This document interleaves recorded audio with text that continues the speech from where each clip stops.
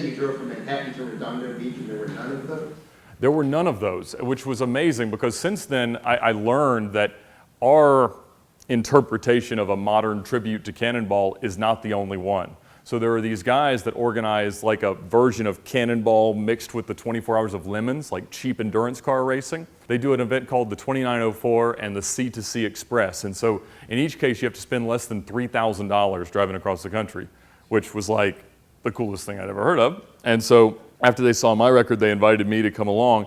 And so I've done it like 7 times since then, and never has there been any day where going that fast was possible. There's just like, we would be in Indiana, the road would be closed for 45 minutes, or there would be terrible, terrible construction.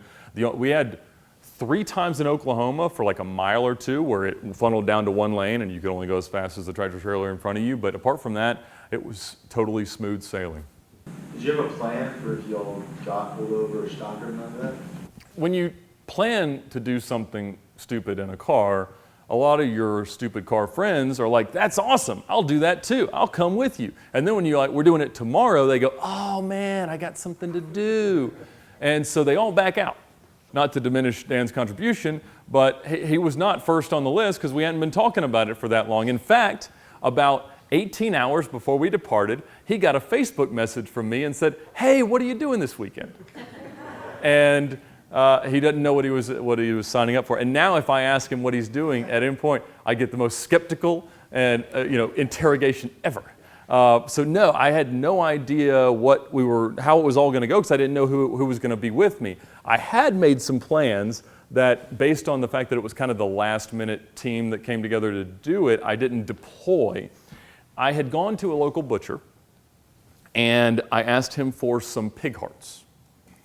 And I made a logo and some stickers and some t-shirts that said Transcon, Transplant, Transport, based on the ruse that they used in 1979 that you see in the movie in '81, where they said that we have a senator's wife in an ambulance and she has to be transported to the UCLA Medical Center and she couldn't be flown because if she was in a pressurized aircraft, her body would erupt in cysts. And so I was going to tell the kind law enforcement officers that this cooler was filled with a heart for someone important, I hadn't thought of who it would be, and that we couldn't fly it because of their rare blood condition, that if it was in a pressurized cabin, it would erupt in cysts. It worked in '79, I can't imagine it would have failed me. But I didn't have as much confidence in the other two to hold up the ruse if it was under pressure. So the pig heart stayed home. You did it on a weekend or weekday? So we left on a Saturday night. We wanted to optimize Sunday driving. The previous record was Friday, most of the driving on Saturday. And so you kind of leave so that you can get through St. Louis before people start waking up to go to church on Sunday. And it was still very, very dark in St. Louis. And in fact, by the time we went through St. Louis, the GPS estimates were essentially, it was like 1:04 a.m., which would have been tying the current record, 31 hours and 4 minutes, and the GPS assumes you're going to average the speed limit. So we had gone so fast through the first part of the country, we averaged like 108 through the whole state of Ohio, 110 through Indiana, and I was averaging 117 through Illinois, and the car started begging for oil. And I think by the time we got to Oklahoma City, if we averaged the speed limit, we would have beat 30 hours. And we got into the LA basin, and we had a real conversation like, we're obviously going to beat it, but if we could, this is the most exposure that we're going to have to get arrested for doing this. Should we slow down? And we realized we'd destroyed our ability to drive slowly at that point. It took weeks to reacclimate, so we said, well, we'll see what happens. Yes? Can you talk a little bit about the technology and the cost that went into the car? So as I learned about how Alex Roy had built his 2000 BMW E39 M5 to do it, he had spent $500,000 preparing this thing. And I was not in any position to do anything like that because most banks won't give you loans for police countermeasures, I found. So I was kind of shoestring budgeting this thing together, and I had to be able to prove it. The GPS tracking devices that I used for the exotic car rental company, you hide in the dash and you hardwire in and stuff like that. And so I told them, like, hey, what kind of a report could you give me about where this car's been? And they explained it. I was like, well, we tweaked it a little bit, and they said they would do it. But at the time, like, I started really thinking about this in like 2009. So right around the same time, I was, or probably '08, as I was still doing the rental car company and just kind of trying to think of what was going to be next. At that time, this GPS tracking company was like 8 employees in Texas. Well, when CNN calls them, like to ask them to be the officiating body of outlaw road racing, they had like 300 employees. They'd grown like crazy, and they were like, an unnamed employee from an unnamed GPS tracking company verified that this is true. Yeah, so we had to, go through a lot of redundancy, but I was able to do it for, a whole lot, less than 10% of what Alex spent. What are the demographics of your YouTube channel? It's about 70% US. If you can believe it, it's only 1% female. I don't know. It's one of those strange things. I never expected it. YouTube gives you a lot of information, but it's 74% 18 to 34. So, but it's really people who have car dreams, and that's kind of the types of stories. Not just like I want to own this car, but I want to use this car for this thing, or this long-term process that people want to do research to have their dream car, and they want that glimpse into what it will really be like when they can make it happen. And so we have a lot of harebrained car buying stories that have done quite well. There's one of me buying a Lamborghini from a prostitute that has a few million people have seen. It was a weird day. Yes. You casually mentioned an ambulance light changer. Yeah. Oh yeah. So there used to be a company called Omnitron that for like 4 minutes sold them to the public, and then they were told that was not allowed. So it's called a MIRT, M-I-R-T, and it is a LED panel that emits a certain frequency to a receiver on the traffic lights or on the transformers next to them, and it'll either turn every light red or it'll turn it green in your direction. Now, this is 6 years ago, that now they're mostly all encrypted. So it didn't work in Georgia, but it worked in California when we were using it. Or not using it, because it's illegal to use it. Yeah. Somebody beat your record, you're going to try it again? I don't think so. I was adding it up. Since 2013, I think there have been about 12 or 13 like real attempts in earnest, and last year second place was set twice. So somebody did 30 hours and 43 minutes and 29 hours 48 minutes. So they've gotten within an hour now. That was in a Corvette C7. So no, honestly, I never expected to hold it really at all, and certainly not forever. So I'm happy with what it's done for my life, and it's one of those cathartic things that you kind of, I got away with it, and why don't we just stop while we're ahead? But If I go and do something like that and I post if I commit a crime, I post it, Right. I'm going to jail. You clearly broke the law, speeding, Right. and you posted this. Is there any legal issues? well, it depends on which of the 14 states and 93 counties that you mentioned, but they, in general, there's a statute of limitations for anything that you do that's illegal, and for reckless driving and endangerment, it's 3, 6, or 12 months, depending on the state. And so so what we did is we told people that we did it, and they wrote all the articles, but I didn't let any of them have all the very incriminating proof until a year later. And then like Doug wrote another article and was like, here's why Ed's not in jail yet. And we actually had a party afterwards. It was the Ed's not in jail party. That was a good time. Yeah. I was wondering about how you did your shift driving for your trip, and then also just a general question on, I guess, technology today. Do you think it makes it easier for the driver to see where law enforcement is if you're doing something like this, or do you feel like it makes it easier for law enforcement to kind of catch stuff like this? Right, so that part of it is definitely like a catch-22 because yes, like when we were doing it, I think Waze had maybe 5 million users, and now I think it's over 50. So you think about like 10 times the volume of people live reporting cops on an app, like that is a very, very useful thing. We still find when we do it like middle of the night, middle of nowhere, nobody's on Waze. Back then we had Trapster, which was another app that was kind of like Waze for just cops, but it was since it was people that didn't have as much live data, it was like a tabular thing that like I've seen cops here this often, but Nokia bought it and completely deprecated it. They turned it off about a year after our thing. So it was actually more useful for what we were doing than we had. But now it's so cheap to deploy like average speed cameras and everything else that it is a lot harder. and they have invented 3 or 4 different laser guns that are almost impossible to jam, especially at the range that it would take you to decelerate from really averaging that speed. Because on those kind of drives, you'll find that your average speed will be 30 to 40 miles an hour slower than your cruising speed. So to average 100, we're driving 130, 40 miles an hour most of the time. If you were to do it again around this time, what car would you be looking for in this day and age? We enjoy that question. It's always fun to talk about. Obviously a McLaren, Mike. Yeah, that's it. That's what you need. No, I mean, the AMG cars are still hard to argue with. Some guys set the coast-to-coast record by the Atlantic to Pacific record along the southern route, which is about 500 miles shorter than like a traditional Cannonball route, in an E63 last year. And it's, I mean, way more prepared than my car was. I love a Bentley Continental Super Sports or Speed. If you could keep it working for that many miles, it would be a very, very good and very comfortable car.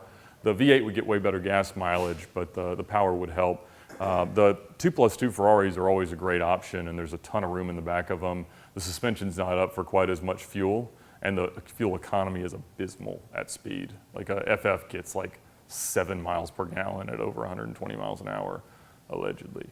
A lot of cars have gotten a whole lot better, and the ability for some cars to drive at speed a lot more safely, like, you know, a 493 horsepower car in 2004 in my CL55 was like insane, and now a 500 horsepower car is like a middle of the road Charger, and so that's, you know, it makes it a little bit different.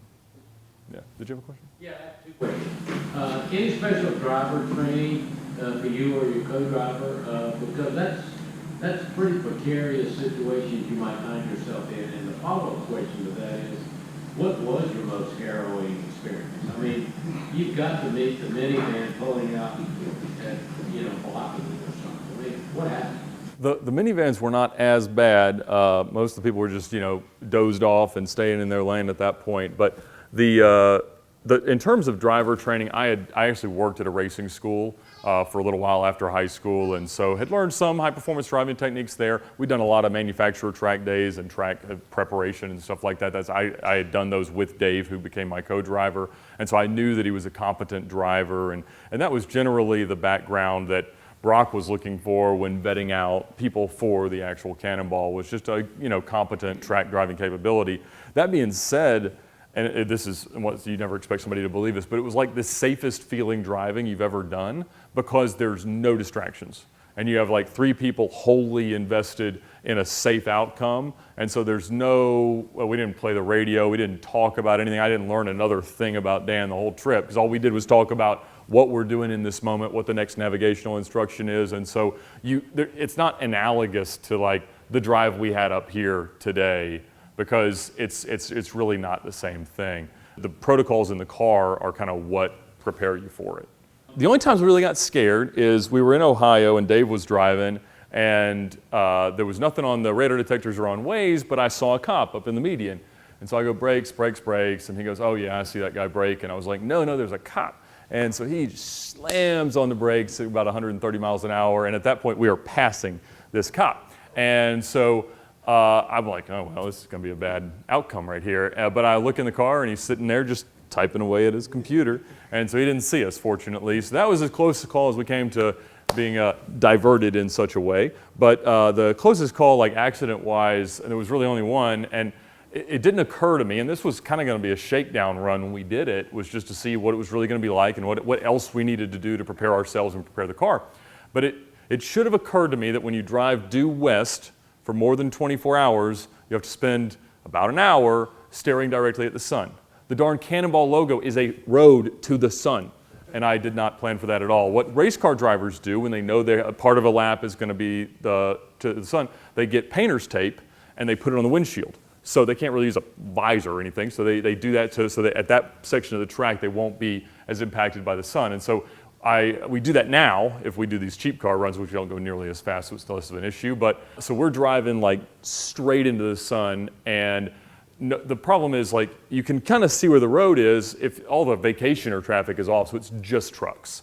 And they're in a line until they decide to, you know, pass somebody. And fortunately, you know, since about 2002, 2003, That doesn't happen as often because they're tracked and governed. So you don't get as much truck passing as you used to. But if you're going to get passed or killed by a truck, it's probably going to say FedEx on the side of it, I'm just saying. And so FedEx driver comes right out and doesn't see us at all. And we were cooking along. So I mean, it's understandable. And like you try to look in your mirror at that point, you can't see anything. And so we put two wheels in the median and went around him. I didn't think it was dramatic. Dan was convinced we were dying. I don't know why. Yeah. Using CB radios, did the truckers get on the radio and say, "You ain't gonna believe this"? And Yes, but the flex from the antenna made it really, really hard to hear what they were saying, except it was very clearly very profane. And so we didn't have a whole lot of issues with, we didn't have a whole lot of use for the CB, which was a very different thing because like I had done long distance rallies out west for years and a CB is like the only thing you need. But again, with truckers speeding less and they don't use CB as often, and just with everybody using cell phones, the noise in just all radio spectrum frequencies has gotten really, really bad. So CBs are a lot less valuable now than they used to be. But what we would use the CB for is that if you do have trucks passing each other in front of you, it's like the biggest thing to slow you down, and they're real cautious about it. So they don't have a way to know if it's you talking or the truck that they're trying to pass. And so I would pretend to be the truck on the right and say, "Oh, you're all good, come on over." And then he'd swerve right on top of him, and then I'd just go on right by. So that was the thing we did. So what was the fuel for the drivers? So you always pack like tons of stuff because you think but you don't end up eating all that much. We had some like smoothie drinks and some nutrition bars and stuff like that. And Brock Yates had talked about chewable vitamin C tablets being a good way to keep your mouth from getting too dry. And so we brought a bunch of chewable vitamin C tablets. I think we probably ate 50 of the darn things. And so we had a whole lot we were very vitamined up, but it's doesn't do anything really that I noticed other than change the color of your urine. Yes, sir. Do you have any other cars you're scouting for right now? The LP640 stick that I have now, I love, and that is kind of like the perfect complement to it. It's a little lighter, a little more agile. I can sit up straight in it, which is a novelty. And so not really. I tried to get the new Ford GT. They put me on the list to get one, and then somebody watched the video about me buying a Lamborghini from a prostitute and decided that that's not who they wanted. And so I got taken off the list. But a friend of mine just brought his by my house, and I don't fit in it. So I guess the joke's on them. Yes, sir. Have you considered doing the manual swap for that? I have. So they brought there is a company in San Antonio that stick swaps 430s, and they brought theirs to my house to drive. And it was really, really cool, and I definitely enjoyed it. It's about 30 grand, and there's no evidence of what the values are. Like $599 stick swapped cars don't bring that much of a premium. And the one that they brought, like that we didn't talk about, every error light is on. Like none of it is made to properly. It's a real stick and it really drives that way, but it's not fully sorted out. So I don't think it's quite there yet. But the Lancia Stratus thing that that's rebodied on a scud is done on one of their cars. And so they changed the whole instrumentation in that case. And so if you went all the way to that extent, I think it could work. But no, there's not really any other cars that I'm just dying to have. Although a buddy of mine has a dealership in Florida, and they just got a Koenigsegg in the inventory. And you ask what I'll do to drive a Koenigsegg, and it is go to Miami. And so I'm going to do that next week and see what we think. I don't know if I slip and fall and find $1.2 million between now and then, but I guess we'll see. Yes, sir. Was there a point during the run when you kind of realized, we've got a chance to break the record? And at what point was that?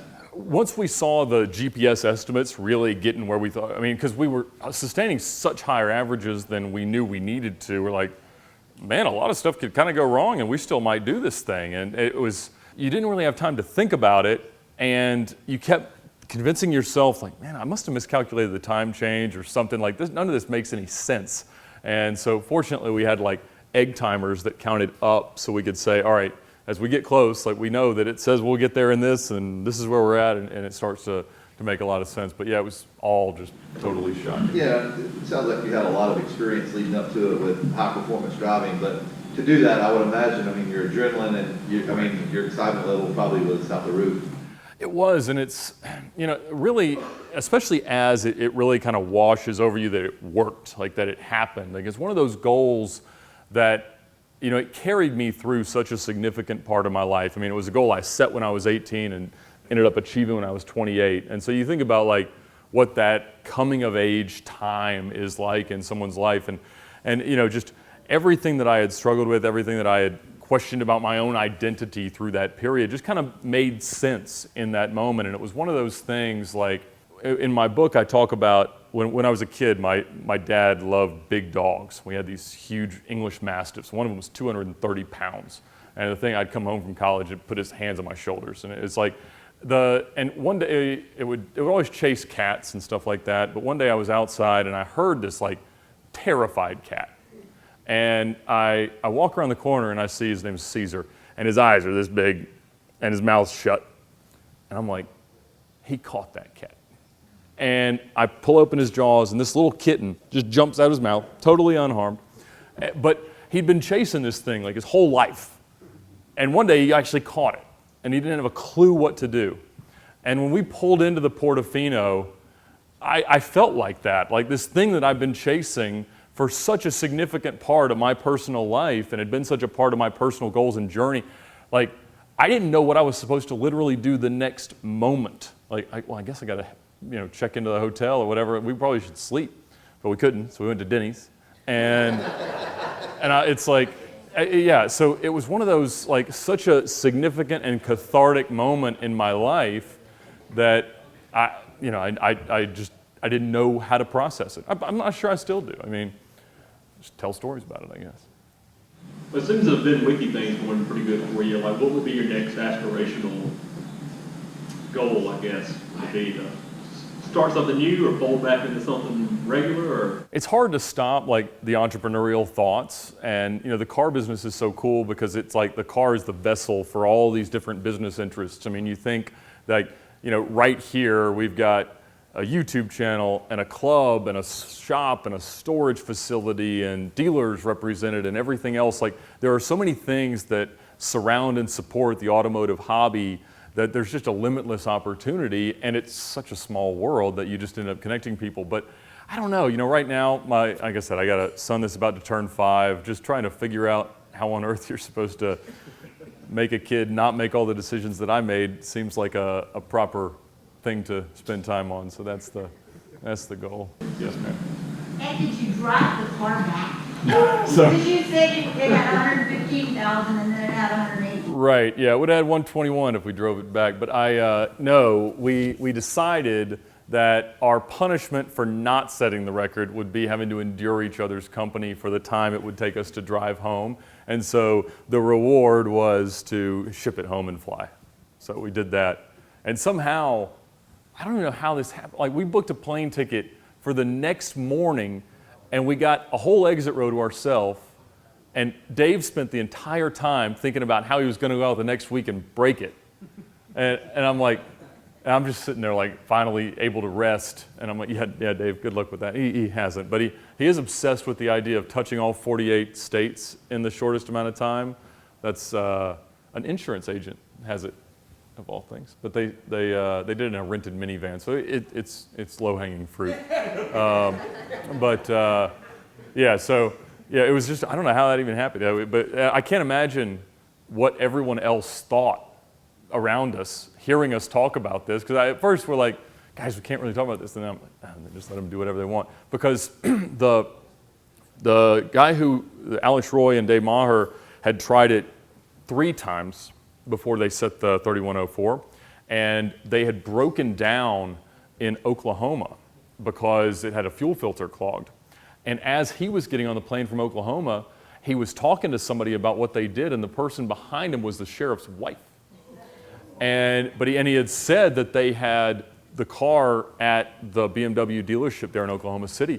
And so the next day the cops showed up at the dealership and they seized the car to see if there was like proof of it on there. And fortunately they had taken all the memory cards with them. And so there was nothing on there. But we had that discussion too, like how do you make this not seem like an illegal outlaw street racing car if we get pulled over. They actually had tried to disguise it as a storm chasing car. Because I guess if you were out in the Midwest looking for tornadoes, you'd have some similar equipment to that, but they didn't have to use it either. I like my pig hearts better. Did it ever cross your mind to attempt to evade the police when that was a possibility? No, we never, ever. Well, you know, anytime you're speeding and you notice that you're being detected for speeding, you know, there's a couple things you process. If there's any plausible way that you could say you didn't see them, then seeing what kind of separation you can get is sometimes not the worst thing to consider. But fortunately, we never had that happen. We definitely talked about, you know, what do you do, and the fact that we didn't have anybody setting up roadblocks or spike strips or any of the Need for Speed stuff that we'd anticipated. But the idea of like how many people are like looking for us right now never kind of left us. That was a constant, like, man, because we certainly set a second record, and that was being flicked off the most times in 24 hours, because that certainly happened. We had a lot of discussion, like, how could we like put some signage on the back of the car to make it like an apology or like explain the hurry or something. We haven't thought of a good way to do that yet. So evasion, all the risk and things, how many people knew you were doing this before you left? Almost no one. So the only person that knew what we were doing was my like direct boss that I needed to get the time off for. And even the guys it's an older AMG car, like I had to get everything gone through at the dealership. And so they're like, why is this guy spending $9,000 on service for a car that's worth like $15,000?